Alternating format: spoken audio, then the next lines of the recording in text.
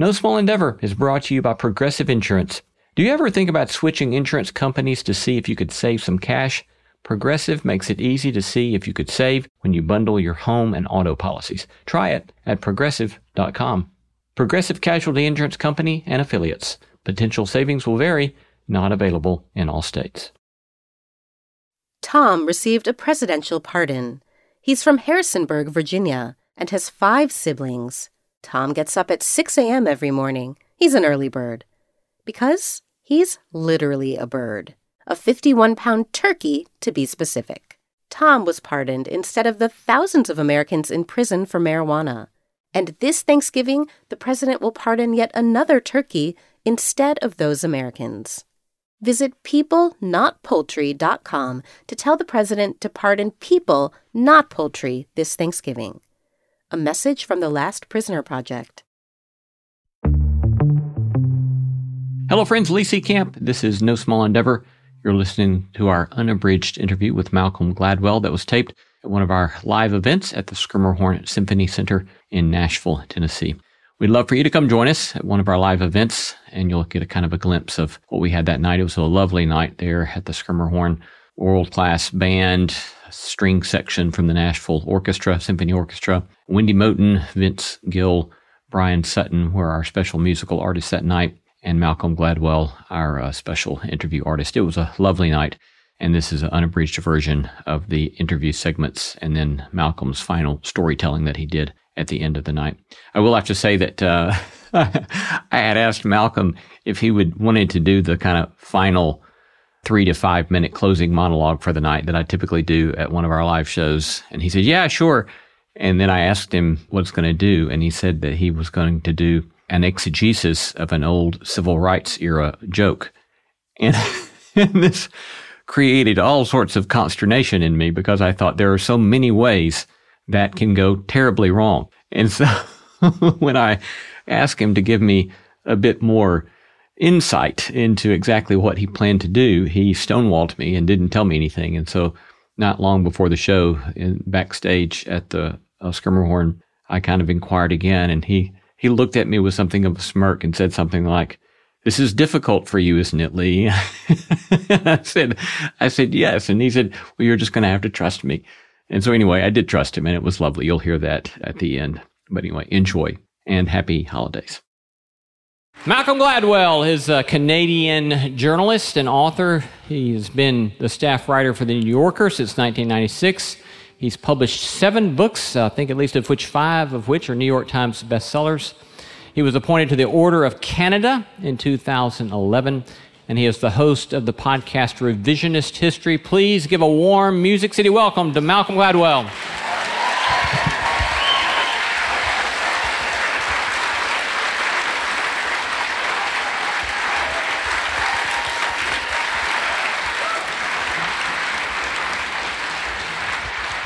Welcome, Malcolm. Thank you.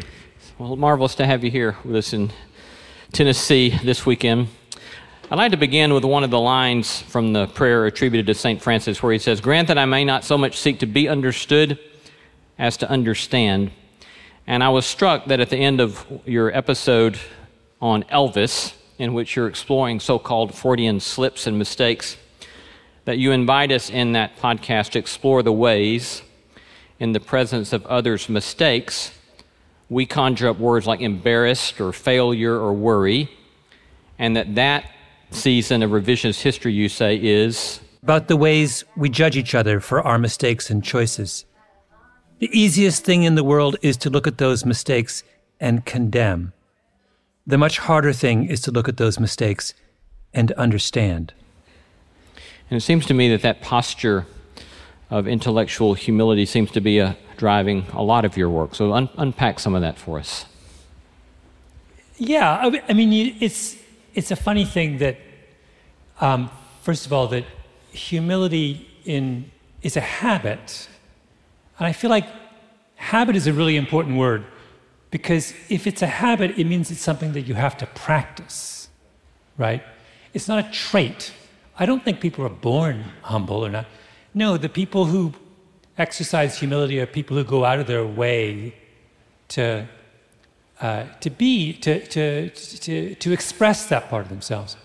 So I've always taken that very seriously. And there's this guy I follow on Twitter called Trent Trelenko, who's spent his whole career in the Army, and he's an Army logistics guy.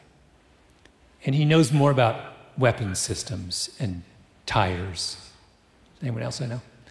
And when the war in Ukraine started, I decided, since I didn't know anything about it, that I was going to follow a bunch of serious war nerds on Twitter. And Trent has emerged as the king of this. And every day Trent posts something, and my response is always, I did not know that. Trent famously, he had one amazing one today, but he hooked me once when, early on in the war, when everyone was saying Russia was going to win, he just showed you a picture of a truck, a Russian truck, by the side of the road, and he zeroed in on the tire, and he pointed out that on the side of the tire it said in Russian, he translated it, made in the USSR. He's like, the USSR went away in 1989. They're using 30-year-old tires. It's like, they're going to lose, right? And it's like, at that point I was like, whoa, Trent, first of all, Trent, I mean, I really want to meet him, but he's my idol now. But every day he just reminds me, I don't know anything about the war, and nothing makes me happier than that feeling. I recollect at one point you saying that part of your agenda was to contribute a sort of non-judgy voice to our culture. So give us a little commentary on the ways in which you've seen the judginess of our culture escalate. Well, you get judgy when you think you know more than you do, maybe. But you should also remember that I'm Canadian, and we don't really do the judgy thing. One of the kind of iconic experiences of my childhood was that every day in Canadian Parliament, like in the English Parliament, there's something called Question Period. And Question Period, which they would play live on the radio, is where every cabinet minister is required to show up in Parliament, and the other side gets to ask them any question they want. And the whole country listens. It's enormously entertaining. And the whole point of that is you understand that in that little ritual that everyone is accountable for what they do, but you also understand that these people who are running your country are human beings. They get flustered and embarrassed, and people yell stuff at them, and it's just this kind of like, you would think that broadcasting Question Period Live would turn up the volume. It didn't. It turned down the volume. It made everyone seem very human. And that spirit, I kind of love that spirit. I never, as a result, I think, of experiences like that, I don't get terrified by the fact that someone thinks something different from me. I just kind of feel like that's interesting. I mean, it isn't, don't you think? Yeah, I do. You've recently told me about some research that you were doing where you're looking at the ways in which we presume expertise ought to help bring us together, but counterintuitively it's kind of driving us apart, or it is contributing to a lack of trust among us? Yeah, I get really interested in trust because, there are all those numbers that show that we trust each other and institutions less now than we ever have in the past, right? Which makes no sense, right? People don't, trust numbers for the police are a quarter today what they were 30 years ago, which is nuts, because 30 years ago, the police were terrible at their jobs, and now they're really good. In every way, the police are better today than they were 30 years ago, but we don't trust them anymore, and we loved them in the 70s when they were badly trained, corrupt, brutal, and violent. Today, they're professional, representative of the community, way better at their jobs, and we don't trust them. Medicine. In the 50s, people loved their doctors and hospitals, thought they did a bang-up job. Let me tell you something. They did not do a bang-up job in the 50s. They do a bang-up job now, and we don't trust them anymore. What does that tell you? It says that trust has nothing to do with how good you are at your job, right? There's that, every now and again I get to play preacher, and there's that beautiful line in Proverbs.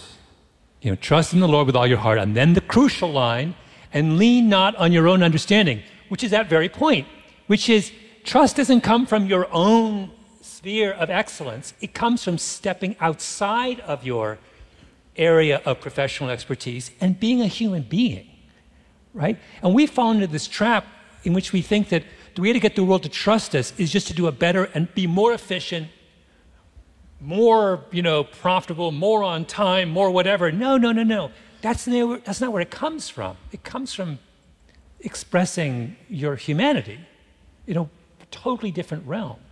So what do you think it looks like? Give us some pictures of what it might look like to lean into letting other people see our own humanity, or trying to learn to pay attention to the humanity of others.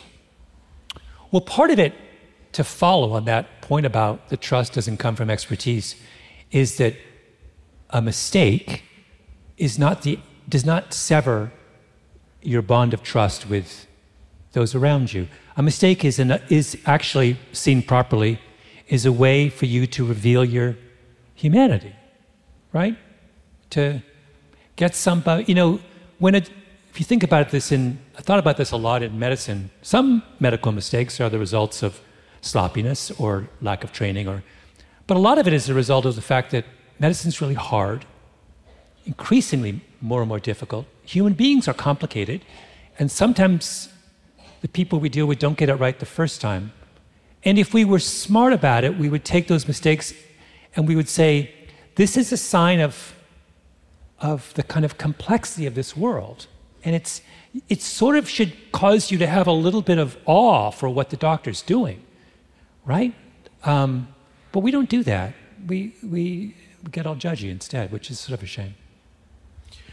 Do you find being in the public eye it particularly difficult to find the possibility of trust to step into vulnerability, or does being in the public eye as much as you are, or being bombarded with critique, as I see sometimes you are, does it make you want to be less vulnerable, less trusting, or how do you process that? How do you deal with that? Well, I'm not real. I mean, yes, people say nasty things about me from time to time, but it doesn't matter. It's not like there's no stakes, right? I mean, if I was a neurosurgeon and all my patients were dissing me, there's real stakes, right? You don't want a nervous, insecure, neurosurgeon, but it's a problem. But if Malcolm, it's not really an issue. I had this guy. Do I have time for this story? Go ahead. I was online, I was reading around online, and I discovered there's this guy who teaches at Columbia who has written an astonishing number of very nasty things about me. I had no idea. So I'm looking at it, it's like, oh my goodness, like, whoa. But for the last 15 years, I've practiced this thing that I call love bombing. Love bombing? Love bombing. Do you know about love bombing? No. I might have invented it, but maybe not. Love bombing is where I decided about 15 years ago that the only appropriate way to respond to critics was with an excessive amount of kindness. So the first time you do it's really hard because you just want to lash out and but you have to steel yourself and be really disciplined. And then it gets really easy. And now it's like, whatever. Now someone says something nasty, I write them and I say something just kind. I love your work. I'm sorry you don't like mine. So this guy, I was like, okay, I'm gonna love bomb him because I'm getting really good at it. So I write him an email and I say, dear Professor so-and-so, I see you have a high level of interest in my work. I have read many of your things with great interest. We should have coffee. He emails me back, let's have coffee. And I realize he's not actually nasty. It's how he expresses himself. He's not good with being a human being. And it's not because he's a bad person. And once you disarm him, you realize, oh, he's fine. Love bombing is, I want to teach a class on love bombing. Honestly, this is my superpower. I'm so good at it now. 15 years of practice. And by the way, I sleep through the night now. Somebody can write the most horrendous thing, and I am serene. Because I know in the morning I will wake up and write them the sweetest possible email. That's one of the best things I've heard all year, love bombing. Malcolm will be right back in a minute. Listen, we all need advice sometimes. Someone to say, I get it. I've been there too. But often, it's hard to know where to turn, which is where we come in. I'm Carvel Wallace. And I'm Courtney Martin. We're both authors and journalists who love finding solutions to problems. Every week on Slate's How To podcast, a listener comes on our show to receive advice from a world-class expert. It's like free group therapy, and everyone's invited. Look for How To from Slate, wherever you listen to podcasts. So out of that song Brian just did about the deep need we have to learn to converse and to try to change, make amends in the sense of learning again to lean into listening to one another. Talk to us a little bit about, your whole project with revisionist history is trying to think about things misunderstood. What has driven you to want to explore the misunderstood? Where does that kind of desire for making sense of the misunderstood come from? Well, I've always been amazed by how much all of us get wrong. So I briefly had this experience growing up. My brother, Jeff, who I love dearly, I was always amazed by how much he got wrong. He's a very, very smart guy. But he would say stuff, and I'd be like 10, and in my heart, I would be like, that's just not true. Like, there's no Google back then, so I had no way of, fact-checking it immediately, but I just had this gut instinct that, here's a human being who I'm closest to than almost anyone else in the world, and it just struck me that, whoa, where did that... And then I went to the Washington Post, and it was my first job, and in the beginning, people tell you stuff, and then you write it up, and then you have a series of...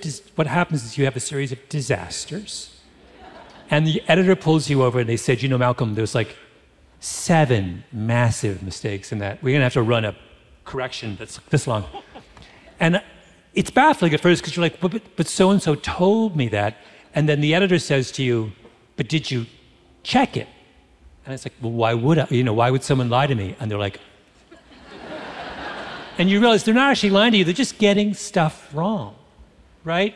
So I had this sort of powerful sense then that between my brother and my early disastrous stories at the Washington Post, I just got this kind of lesson. And then I began to realize that nobody gets more stuff wrong than me.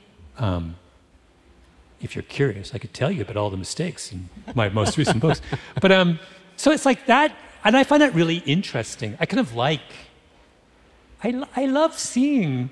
I would always tell my friend Bruce that I loved him for for what was wrong with him, not what was right with him.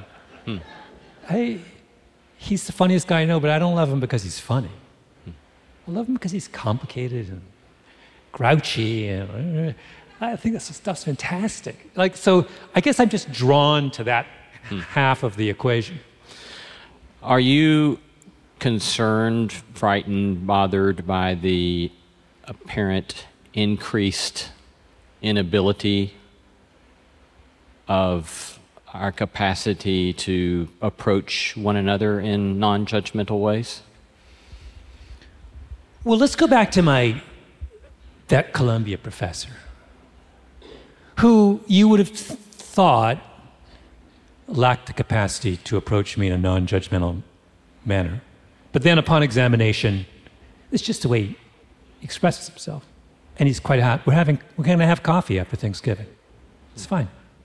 So I wonder whether a lot of what's happened is that the internet has simply made it really easy it's lowered the bar for expressing yourself without giving people any kind of instruction about how to express yourself. I've spent my entire life learning how to express myself, and I'm still learning about it. It's hard. And if you don't do that for a living, what are the odds you're going to get it right when you're posting online? So I wonder whether we exaggerate this. And a lot of what people say when they are being combative or judgmental is they're simply saying they're asking for attention in a very kind of innocent way. And if you give them respectful attention, I wonder if a lot of that kind of level of hostility melts away. Any other particular examples or people stand out to you in your mind where you've tried to, or you've had to overcome distrust or hostility, and you found some sort of way forward in approaching such a stranger? The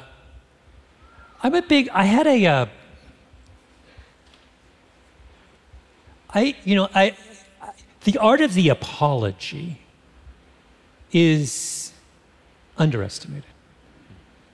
They're hard to do right, and they're massively underused. We should, I think, and maybe this is the Canadian in me, be apologizing all the time, right? Because it's the sort of thing that it's another habit. The more you do it, the better you are at it. So I like to push myself to apologize maybe more than I should. And I have occasion to because I am constantly writing about people. And you have the great fear when you write about someone that you're going to get them wrong, particularly if you do the kind of... So I'm someone who, when I write about someone, I never want to represent someone in a way that they don't want to be represented. Now, that's a very particular kind of journalism. Not all journalists do this. But I'm interested in you and in the person you want to present to the world. I'm not interested in some hidden you. Years ago, do you remember Ron Popeil? No. He was the guy who sold on late night TV. He would do those infomercials for like rotisserie ovens. I bought one of those rotisserie ovens and thought it was the greatest rotisserie oven I'd ever. I thought, this is unbelievable. And it was only like $49.99. And so I called up Ron and I said, you're a genius. This rotisserie oven is just amazing. And so I went to LA and I spent like a week with him and I wrote this story about him. And we roasted chickens together. We talked about the old days. He used to do pitching on the Jersey Boardwalk with Ed McMahon, who was a pitchman as well. And he comes from a long line of pitchmen going back to the old country. His grandfather was a guy named Kidders something, who like pitched in, Lithuania before they moved to New Jersey. And so I was going around LA and I was talking to all the people in Ron's universe because I really wanted to get to know Ron. And a couple of people mentioned that Ron had not a dark side, but he was a complicated guy. And here I was writing a story about someone who had a passion for roasting chickens and wanted to make the greatest rotisserie oven the world had ever known and to sell it for $49.99. And I realized I don't want to know about that complicated side of his personality. I'm not interested. It's not, who cares? We all have complicated parts of, that's not why anyone would read this article. You want to know about the rotisserie oven and about we would go to Costco and buy big baskets of chickens and take them back to his house. I mean, the whole experience was just so astronomically fun, I can't even tell you. And it was that sense of fun in uncovering the best part of Ron Popeil that I thought that's what the world wants to know, right? And too infrequently, I think we begin our examination with others by asking that question. What is it that we want to know about this person, that we would love about this person, that is the best of that person? We can do the other stuff later, right? Or not at all. We don't have to do it. But so I guess the strain in the popular culture I object to is the notion that We want to know about the whole person. And we don't. It's a beautiful grace. It's a beautiful grace. It is. Thank you, Malcolm. He'll be back, second half of our show. Hey there. Did you know that we have a newsletter? Just imagine if you could have one of your favorite ethics professors send you a list of things to reflect on, think about, practical actions with which to experiment, all on your way to sorting through what it might mean to live a good life. Well, that is the NSC Notebook. I riff on themes and topics related to the show and our guests. Sign up for my NSC Notebook today at nosmallendeavor.com/newsletter. One of the reasons I love both of those songs is there's invitation to care and to pay attention to grief, pain, realities of the burdens other people carry. And I've been struck by you quoting several times in a couple of your episodes is a line from a Jesuit theologian that gives a particular definition of sin I find really compelling. You want to share that with us and unpack that for us a little bit? Sin is the failure to bother to care. Should I tell a story behind it? It's a digression. We'll get back to it. A couple years ago, I got really fixated on the two terms. You know, people say that a really difficult problem is a Jesuitical problem. And then sometimes they say a really difficult problem is a Talmudic problem. Right? You must have encountered this as a theologian. Well, my question was, how do you know which is which? Right? How do you know when your problem is Talmudic or when it's Jesuitical? So I started calling around, and you know the answer to this. I do not know the answer to this. The answer is that in a Talmudic approach goes from the big thing to the little thing. Keep the Sabbath holy. Tells you, don't use your cell phone. The Jesuits go from the little thing to the big thing. Right? And I realized I was interested in the Jesuit side of this.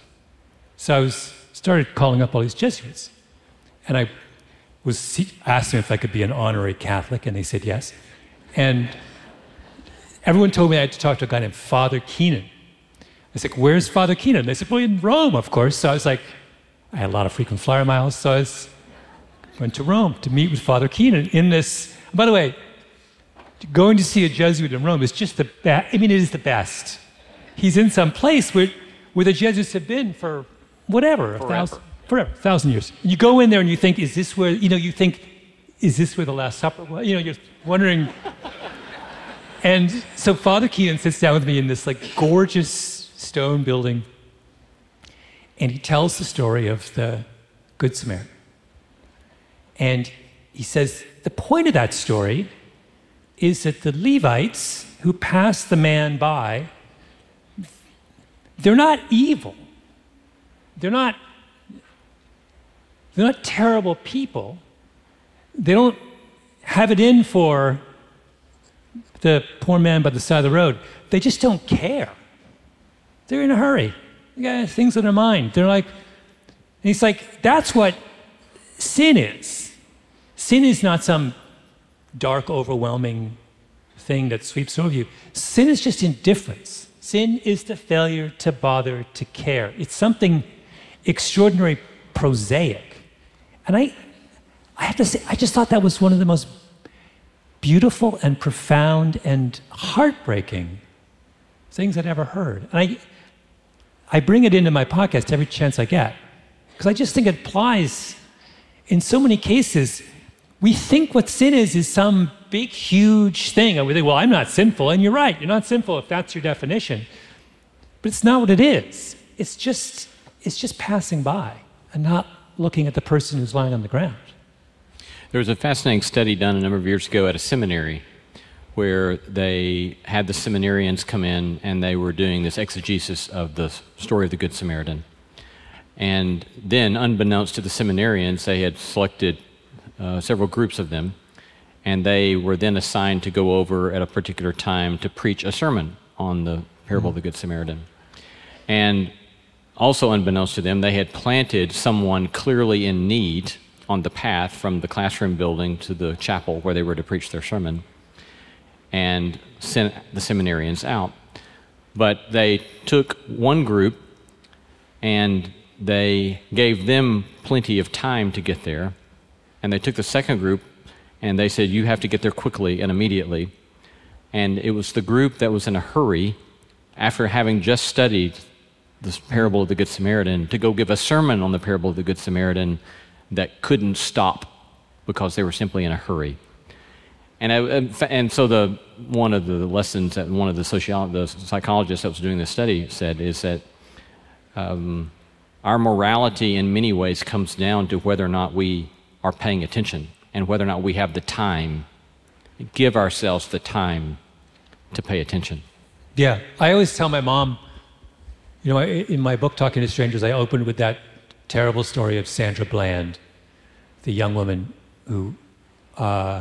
young black woman in Texas who got into this kind of altercation with a police officer who misinterpreted her. And he thinks that she's threatening when all she is upset. And the reason the whole terrible chain of things happens is that he's in a hurry. He jumps to a conclusion about her. And I would always tell my mom should be a police officer. Because my mom, who is 92, is one of the most slow-moving people. I say this with the utmost of love for her. She has never hurried to anything in her entire life. And I grew up with my very impatient father thinking that this was a problem with my mother. And I realized it's the opposite. It's this beautiful thing that she would never have misinterpreted Sandra Bland's intentions, not because she's wiser or more virtuous than the police officer, but just because she would have taken 15 minutes to figure out what was going on. And they would have had tea by the end. And it would have been, my mom would be showing pictures of her grandchildren.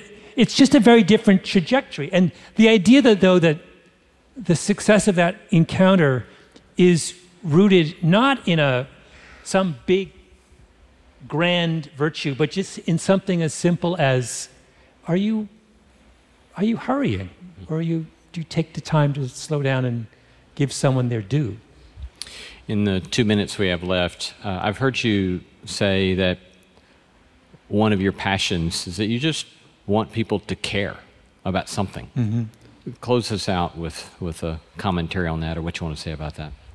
I'll give you because we only have 2 minutes, I'll give you the flippant version. For the longest time, I've tried to figure out when I hire people, what's the best question I can ask them in order to kind of pick the best person. And I settled on, years ago, asking these people who are applying to be my assistant, do you drive manual transmission? Do you drive manual transmission? Can you drive stick? If they say yes, they're hired. And this has worked. I have 100% hit rate on this. And the reason is, you got a 22-year-old, they have no earthly reason to drive stick, right? The world has made driving super easy for them. They're all like, they drove Daddy's Buick growing up, no issue. If someone took the time to master an irrelevant task, then I want that person. I encourage all of you, use the manual transmission test. It's been great to have you with us tonight. Please show your thanks to Malcolm Gladwell. Thank you.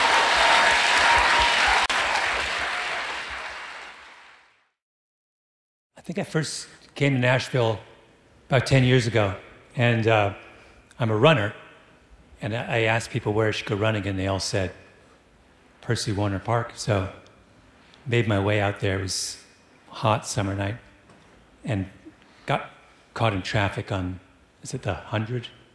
Whatever that road is that there's traffic. I guess that's all the roads. But so I got there and I decided what I would do is run around the park.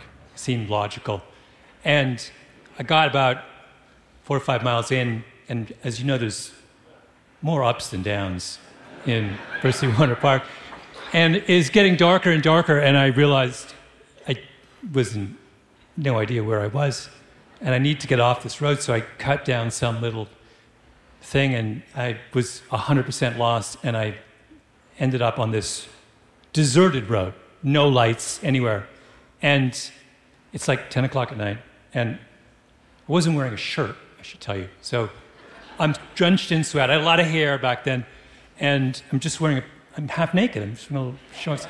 And I have no idea where I am, and I decide to hitchhike. I stand at a stop sign, and I'm standing there, and people look at me and just keep driving. Big guys in pickup trucks do not stop. And finally, this battered little Honda Civic drives up, stops, rolls down the window. I look at it and I see it's a girl. I say girl, she's probably 17 or 18. I look at her and the first thing I say is, "Are you out of your mind? What? This is nuts. You should not be picking me up." And she says, I'm just coming from Bible study, and we were reading the story of the Good Samaritan, and I had to stop. And I told that story to Lee on Friday, and he said, "That is the most Nashville story ever." So I thought I would share it with you. But no, Lee asked me to come up and say a few words to close.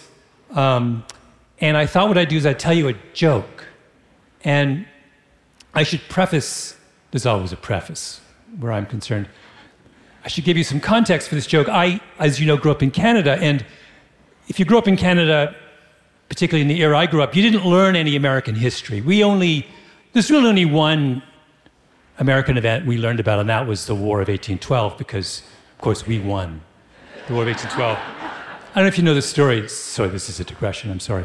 At one point, the president leaves the White House to go to watch what he thinks will be a winning battle. And so the White House is empty, and the British general sails up the Potomac and gets out and occupies the White House briefly, and actually has the dinner, the banquet that was intended for the president. And at the end of the banquet, the British general turns to the White House butler and says, "Tell the president the food was excellent, but the service left something to be desired," and then burns down the White House. I'm guessing you were not taught that story the way that we were. In any case, I didn't know much American history, and I moved down here in my 20s, and the first thing I did is I started to read books about American history. And I got really, really interested in reading books about the civil rights movement. And in one of the books that I read, I came across this joke, which I'm going to tell you, which has stayed with me for 30 years. And it's a civil rights joke from the 1940s, in the era of the Great Migration, when people were leaving these parts to go north. And it's about a black man living in Detroit and wakes up in the middle of the night in a cold sweat. And his wife says, "What's wrong?" And the black man says, "I had a terrible dream." She goes, "What was it about?" He said, "I dreamt that Jesus came to me and told me I had to go to Birmingham." And his wife says, "Did Jesus say he'd go with you?" And the man says, "Jesus said he'd go as far as Memphis." Now, I've often wondered, why has that joke stayed with me for 30 years? Right? Now, one obvious explanation is it's a joke that works on many levels. It's a joke about the relative merits of Alabama and Tennessee, right? That's why you guys laughed at it. It's a joke about Jesus. Jesus said, "I will be with you always," but clearly there was some fine print in that contract that had one exception, and that was Birmingham. And it's a very grim joke that was told by the African Americans of that era, right? About this paradox of their life, which is that the one place they never wanted to go to was home, right? But as I was running yesterday around Percy Warner Park, actually, I returned to the scene of the crime, I thought none of those explanations are really satisfactory. And in fact, that joke is funny for another reason, and that is that all of us get to construct our own Jesus based on the places that we're from and the world that we grew up in. And my Jesus is Canadian. He's polite and soft-spoken, grew up on a farm. But that, every now and again, you encounter, you learn, you realize that you have this incredibly moving and powerful and hilarious realization that everyone has their own Jesus. And that jokes about the fact that in the 1940s, there was a group of people in this country whose Jesus was a black man who came from the South and knew that I-75 corridor really well and had no intention of ever going to Birmingham, right? Well, why am I telling you this long story? Because I feel like in my time in Nashville over the last couple of years, I've got to know the Nashville Jesus. And the national Jesus, based on what I've listened to tonight, is a lot funnier than my Jesus. The Nashville Jesus sings like an angel, and the Nashville Jesus apparently drives a battered Honda Civic, picks up perfect strangers in the dead of night outside of Percy Warner Park. So I just wanted to tell all of you, thank you for inviting me to your wonderful city. And I also wanted to give all praise to Nashville Jesus, who is as fine a local Jesus as I have ever met. Thank you.